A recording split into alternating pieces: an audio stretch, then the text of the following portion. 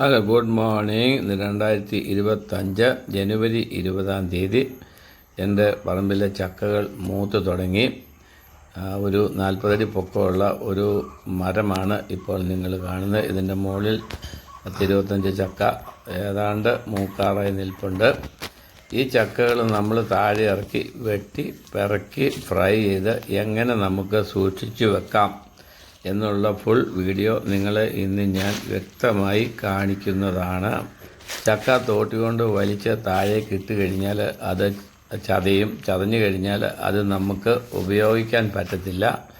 അത് വേവിക്കാനോ ഫ്രൈ ചെയ്യാനോ ഉപയോഗശൂന്യമാണ്. അതിനാൽ നമുക്ക് ആദ്യം ആവശ്യം മരം കയറുന്ന ഒരാളാണ്. ഞാനിപ്പോൾ ഒരു മരം കയറ്റക്കാരനെ ഇതിൻ്റെ 40 അടി പൊക്കത്തിലേക്ക് കയറ്റി വിട്ടിട്ടുണ്ട്.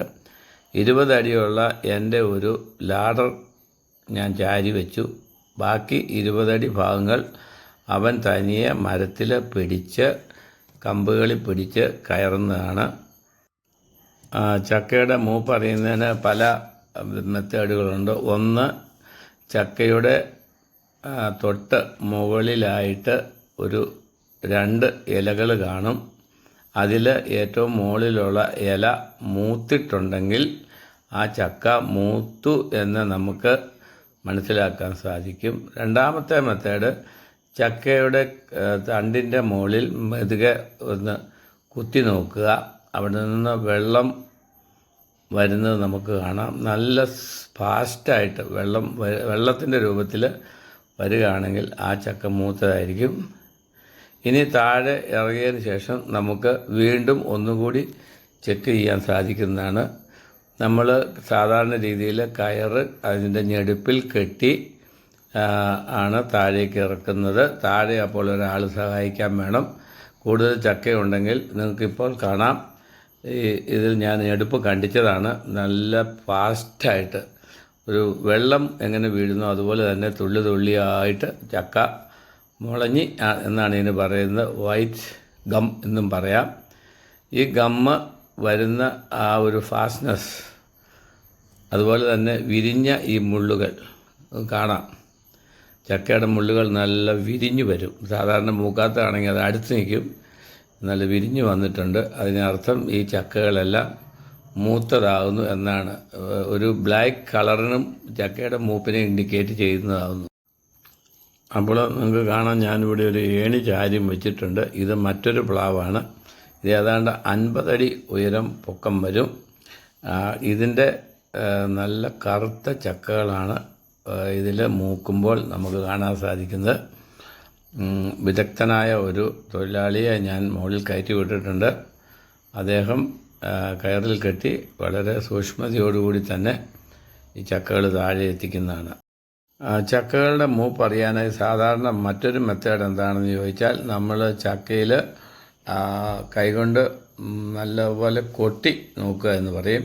നല്ല രീതിയിൽ കൊട്ടി ഫാസ്റ്റായിട്ട് കൊട്ടിയാൽ അതിൽ നിന്നും കേൾക്കുന്ന ശബ്ദം നമുക്ക് ആ ശബ്ദം നോക്കി നമുക്ക് ചക്കയുടെ മൂപ്പ് തിരിച്ചറിയാവുന്നതാണ്.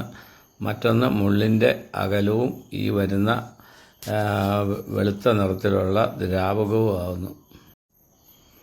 അപ്പോൾ ഞാൻ ഇന്ന് എൻ്റെ 2 പ്ലാവിൻ്റെ ചക്കകൾ താഴെ ഇറക്കി. ഇനി അത് എനിക്ക് മറ്റൊരു പ്ലാവുണ്ട്. അതിന് ഏതാണ്ട് 20 അടി പൊക്കമേ ഉള്ളൂ. ഇതിൻ്റെ ഏതാണ്ട് 10 അടി പൊക്കത്തിൽ ഒരു ചക്ക മൂത്തതുണ്ട്. ഇത് ഫ്രൈ ചെയ്യാൻ വളരെ സ്വാദിഷ്ടമാണ്. ഇപ്പോൾ ഞാൻ തന്നെയാണ് ഈ പ്ലാവിൻ്റെ മുകളിൽ ലാഡറിൽ ഏതാണ്ട് 10 അടി പൊക്കത്തിൽ കയറി നിൽക്കുന്നത്. ഇതിന് കയറിൻ്റെ ആവശ്യം ഇല്ല. നമുക്ക് പരിജ്ഞാനം ഉണ്ടെങ്കിൽ ഇത് കണ്ടിച്ച് നമ്മുടെ കയ്യിൽ തൂക്കി നമുക്ക് ഇറക്കിക്കൊണ്ട് വരാവുന്നതാണ്. ഏതാണ്ട് ഒരു 10 കിലോയോളമേ ഒരു ചക്ക കാണുകയുള്ളൂ. അത് കൈയുടെ ഉള്ളിൽ നമുക്ക് തന്നെ തൂക്കി ഇറക്കി താഴെ എത്തിക്കാവുന്നതാണ്. ഈ ചക്കയുടെ മുകളിൽ നിങ്ങൾക്ക് 3 ഇലകൾ കാണാം. ആ 3 ഇലകളും ഏതാണ്ട് മൂത്തിട്ടുണ്ട്. ഇനി ഞാൻ അതിൻ്റെ അരക്ക് എങ്ങനെയാണ് വരുന്നതെന്ന് നോക്കാം. അത് നല്ല വെള്ളം എങ്ങനെ ഒരു ടാപ്പിൽ നിന്ന് ഒഴുകുന്നു അതുപോലെ ഡ്രോപ്സ് ആയിട്ട് വരുന്നുണ്ട്. വൈറ്റ് നിറത്തിലുള്ള അരക്ക് കൂടെയുണ്ട്. ഇത് മനസ്സിലാക്കാവുന്ന ഈ ചക്ക മൂത്തതാണ്. അതുപോലെ അതിൻ്റെ മുള്ളും വിരിഞ്ഞിട്ടുണ്ട്. എൻ്റെ കൊച്ചുമകന് അതിൻ്റെ മൂപ്പ് പരിശോധിച്ചുകൊണ്ടിരിക്കുകയാണ് ഇപ്പോൾ. ഇതിൻ്റെ രണ്ടാം ഘട്ടം ഇനി നമുക്ക് ഇത് എങ്ങനെ മുറിച്ച് നമുക്ക് വേണ്ടുന്ന രീതിയിലാക്കാം എന്നുള്ളതാണ്. അതിന് വേണ്ടിയിട്ട് സാധാരണഗതിയിൽ ഇത് ആദ്യം നടുവേ മുറിക്കും. അതിന് നമ്മൾ കോടാലി ഉപയോഗിക്കും. കോടാലിയുടെ അല്പം വെള്ളം മുക്കും. എന്തുകൊണ്ടെന്നാൽ ഈ കോടാലി വെള്ളം മുക്കുന്നത് എന്തിനാണെന്ന് ചോദിച്ചാൽ അതിൽ ഗം സ്റ്റിക്കാകുകയില്ല. വെള്ളം ഇല്ലെങ്കിൽ ആ ഗം അതിൽ സ്റ്റിക്കായിരിക്കും. പിന്നീട് ആ കോടാലി നമുക്ക് വിറക് വെട്ടാനായിട്ട് ഉപയോഗിക്കാൻ പറ്റില്ല. ഇത് ഞാൻ 4 പീസാക്കി വെട്ടിയെടുക്കും. കാരണം ഇപ്പോൾ 4 പീസായി. ഇനി നമുക്ക് ഇതിനെ ചെറിയ കഷ്ണങ്ങളാക്കാൻ എളുപ്പമുള്ളതാകുന്നു. സാധാരണഗതിയിൽ നമ്മൾ ഒരു ചാക്കിൽ വെച്ചാണ് ഇത് വെട്ടുന്നത്. അതുകൊണ്ട് നമ്മൾ കോടാലി ഉപയോഗിക്കുമ്പോൾ ചിലപ്പോൾ മണൽ കോടാലിയിൽ ടച്ചാകാൻ സാധ്യതയുണ്ട്. പിന്നീട് നിങ്ങൾ കാണേണ്ട ഒരു സ്റ്റിക്ക് ഞാൻ ഉപയോഗിക്കുന്നത്, അതിൽ നേരത്തെ ഞാൻ വെട്ടിയ ചക്കകളുടെ ഗമ്മാണ് വട്ടത്തിലിരിക്കുന്നത്. ഈ വടിയിൽ തോണ്ടിയെടുത്ത ഈ ഗമ്മ് പഴയ കാലങ്ങളിൽ നമ്മൾ പന്തം എന്ന് പറയും. ഇതിൻ്റെ മുകളിൽ തുണി ചുറ്റിയിട്ട് അതിന് വലിയ തീ കൊടുത്താൽ ഇത് വളരെ സ്ലോയിൽ കത്തി നമുക്ക് ലൈറ്റ് കുറേ നേരത്തേക്ക് കിട്ടുന്നതാണ്. മറ്റൊരു ഉപയോഗം, ഇതുകൊണ്ട് നമുക്ക് ഇത് അല്പം ചൂടാക്കി എവിടെയെങ്കിലും വെച്ച് കഴിഞ്ഞാൽ അതേ ഒന്ന് പ്രാണികൾ അട്രാക്റ്റ് ആയിട്ടിരിക്കും. അങ്ങനെ നമുക്ക് കീടങ്ങളെ നശിപ്പിക്കാൻ സാധിക്കുന്നതാണ്. അടുത്ത ഘട്ടം ഈ ചക്കച്ചുള അടർത്തിയെടുക്കുക എന്നുള്ളതാണ്. അതിനായിട്ട് അതിൻ്റെ കൂഞ്ഞ് നമ്മൾ കണ്ടിച്ച് മാറ്റും. ആദ്യമായി ചെറിയ പീസസ് ആക്കിയ ആ ചക്കയുടെ ഓരോ ഭാഗത്തു നിന്നും നമ്മൾ അതിൻ്റെ ചുളകൾ അടർത്തിയെടുക്കണം. ഇതിൽ ചകിണി എന്നൊരു ഭാഗമുണ്ട്. അത് കാണാം, ഈ പൊങ്ങി വെളുത്ത നിറത്തിൽ കാണുന്ന ചകിണിയാണ്. അത് നമുക്ക് യൂസ് ചെയ്യാൻ പറ്റില്ല. അപ്പോൾ ഇതിനകത്ത് ചകിണി മാറ്റി നമ്മൾ അടർത്തിയെടുക്കും. വരുന്ന കൂട്ടത്തിൽ കുറച്ച് ചകിണിയും കാണും. ആ ചകിണി പിന്നീട് നമ്മൾ മുറത്തിൽ ഇവനെ സൂക്ഷിച്ച് വെച്ചതിന് ശേഷം പിന്നീട് അത് നമ്മൾ മാറ്റിയിട്ട് അതിൻ്റെ കുരുവും കളഞ്ഞ് അതിൻ്റെ ഉള്ളിലെ പാടയും കളഞ്ഞതിന് ശേഷമാണ് ഇത് വറുക്കാൻ വേണ്ടി നമ്മൾ പ്രോസസ്സ് ചെയ്യുന്നത്. നമ്മൾ വിദഗ്ധമായി വെട്ടിയെടുത്താൽ ചക്കയുടെ കൂഞ്ഞ് കളഞ്ഞതിന് ശേഷം നല്ലപോലെ അറിയാവുന്ന ആൾക്കാർക്ക് ഈ ചക്കയൊന്ന് മടലൊന്ന് മലർത്തി കഴിയുമ്പോൾ അത് വിരിഞ്ഞു വരും. അങ്ങനെ വരുന്നത് കഴിയുമ്പോൾ അത് നമുക്ക് മടലിൽ നിന്ന് കാണാം. ഇത് കണ്ടോ, ഇങ്ങനെ വിടർത്തിയെടുത്തിട്ട് അന്നേരം അതിൻ്റെ ഈ ചുളകൾ പെട്ടെന്ന് അടർന്ന് വരുന്നതാണ്. പിന്നെ ഇതിൻ്റെ ഒരു ഓർഡറുണ്ട്. ഇതിൻ്റെ ഓർഡർ എങ്ങനെയാണോ ഇരിക്കുന്നത് അങ്ങനെ തന്നെ അടർത്തണം. റിവേഴ്സിൽ നമ്മൾ അടർത്താൻ പോയാൽ അത് ഒടിഞ്ഞു പോവും. നമുക്ക് അതിൻ്റെ ആ ചക്കയുടെ ചക്കച്ചുള എങ്ങനെയാണോ ഫോം ചെയ്തിരിക്കുന്നത് അതേ രീതിയിൽ അടർത്തണം. ഇതിപ്പോൾ പിറക്കി അതിൻ്റെ ചകണിയെല്ലാം മാറ്റിയ ചക്കച്ചുളകളാണ്. അപ്പോൾ കൊച്ചുമകൻ തന്നെ അത് നമ്മുടെ കയ്യിലേക്ക് എടുത്തു തരികയാണ്. പുള്ളിക്ക് വളരെ നല്ലൊരു ഹെൽപ്പിംഗ് മൈൻഡാണുള്ളത്. നമുക്ക് അവനെ പ്രത്യേകമായിട്ട് അപ്രീഷിയേറ്റ് ചെയ്യേണ്ടതായിട്ടുണ്ട്. പിന്നീട് ഇതുപോലെ ചെറിയ പീസസ് ആയിട്ട് അവനെ കണ്ടിച്ചെടുക്കും. അതായത് ആദ്യം നമ്മൾ ഇതിനെ ചുളകളാക്കി ചകണി കളഞ്ഞിട്ട് അതിനുശേഷം അതിനുള്ളിലെ കുരു കളയണം. കുരു കളഞ്ഞിട്ട് അതിൻ്റെ കുരുവിൻ്റെ ഔട്ടർ സർഫേസിൽ ഒരു പാടയുണ്ട്. ആ പാടയെ നമുക്ക് കളയണം.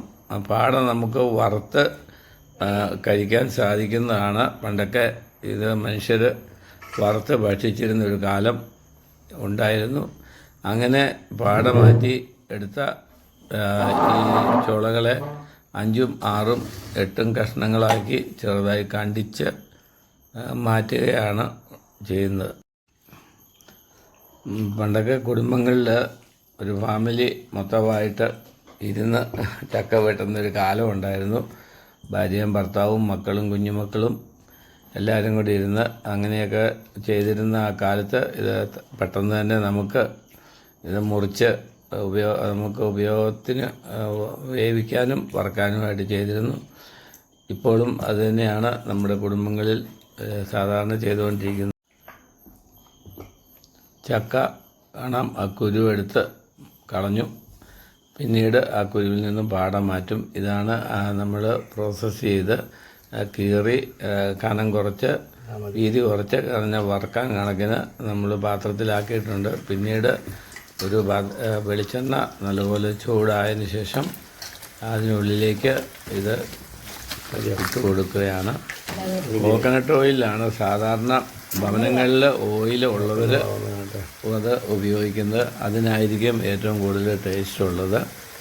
ഇതില്ലാത്തവർ സൺഫ്ലവർ ഓയിൽ ഇത് വറക്കും. അതുകൂടാതെ ചില ആൾക്കാർ ഭക്ഷിക്കുവാൻ വേണ്ടി പന്നിനീര് ഇത് വറുത്ത് ഉപയോഗിക്കാറുണ്ട്. പാം ഓയിലും ഇത് വറക്കാൻ സാധിക്കും.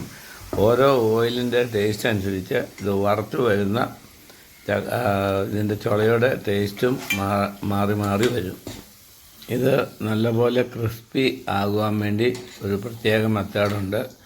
ആദ്യം നമ്മൾ ഇതൊരു 75% മൂത്ത് കഴിയുമ്പോൾ ഒരു യെല്ലോയിഷ് കളറിലേക്ക് വരും. അപ്പോൾ നമ്മൾ അവനെ കോരി മാറ്റി വെച്ചിട്ട് അതിന് ആവശ്യമാകുന്ന വിധം ഉപ്പ് അതിന് തളിച്ചു കൊടുക്കും. ഒരു ചെറിയ ഉപ്പിൻ്റെ അംശമുള്ളത് നമ്മുടെ ടേസ്റ്റ് വർദ്ധിപ്പിക്കാനാണ് ഉപയോഗിക്കുന്നത്. അങ്ങനെ ഉപ്പിട്ട് അത് കുടഞ്ഞ് മറിച്ച് അതെല്ലാം കൂടെ മിക്സ് ആക്കിയതിന് ശേഷം വീണ്ടും അല്പനേരം കൂടെ അവനെ ഫ്രൈ ചെയ്തെടുത്തു കഴിഞ്ഞാൽ നല്ല നിറവും രുചിയും അതിന് കിട്ടുന്നതാണ്. അതുപോലെ കുറച്ച് കാലങ്ങൾ സൂക്ഷിച്ചു വെക്കാനും നമുക്ക് സാധിക്കുന്നതാണ്. അങ്ങനെ ഉപ്പിട്ട് നമ്മൾ നല്ലപോലെ മിക്സ് ചെയ്ത് കുടഞ്ഞ് മറിച്ച് ആവശ്യത്തിന് ഉപ്പായി എന്ന് തോന്നിക്കഴിഞ്ഞാൽ വീണ്ടും ആ പാത്രത്തിലെ എണ്ണ ചൂടാക്കി നല്ലപോലെ ചൂടായി കഴിയുമ്പോൾ ഇത് വാരി ഇതിലേക്ക് ആവശ്യാനുസരണം ഇട്ട് കൊടുക്കുന്നതാണ്. എണ്ണ നമുക്ക് ഫ്രൈ ചെയ്യുന്നതനുസരിച്ച് അല്പാൽപ്പം കുറഞ്ഞു പോവും. ആവശ്യമെങ്കിൽ നമുക്ക് വീണ്ടും ഒഴിച്ചു കൊടുക്കാവുന്നതാണ്. പതകൾ വന്ന് തീരുമ്പോഴാണ് ഇത് മൂക്കുന്നത്. അതാണ് മൂത്ത വറുത്ത് തീർന്നു എന്നുള്ളതിൻ്റെ ഇൻഡിക്കേഷൻ. ഗ്രാജുവലി അത് കുറഞ്ഞു വരുന്നുണ്ട്.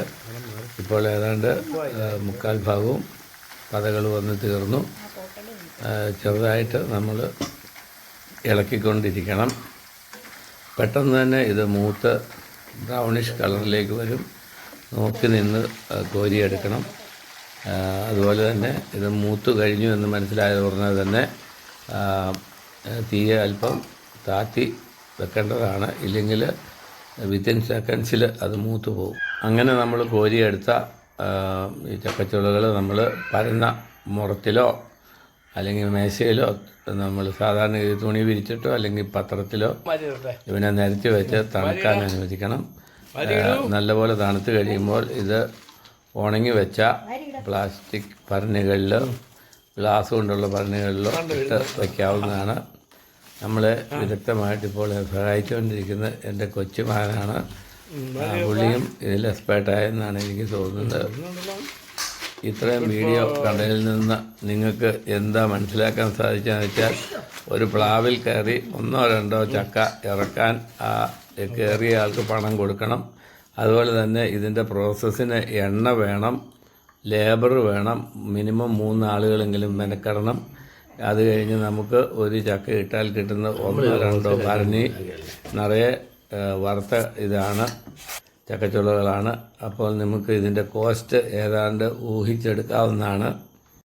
ഈ വീഡിയോ ഇവിടെ നിങ്ങൾക്ക് വേണ്ടി ഷൂട്ട് ചെയ്തുകൊണ്ടിരിക്കുന്നത് ഞാൻ പൂഞ്ഞാർ കുര്യൻ.